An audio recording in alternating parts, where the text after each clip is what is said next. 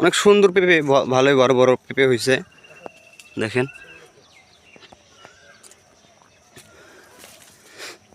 দেখেন অনেক বড় বড় পেঁপে।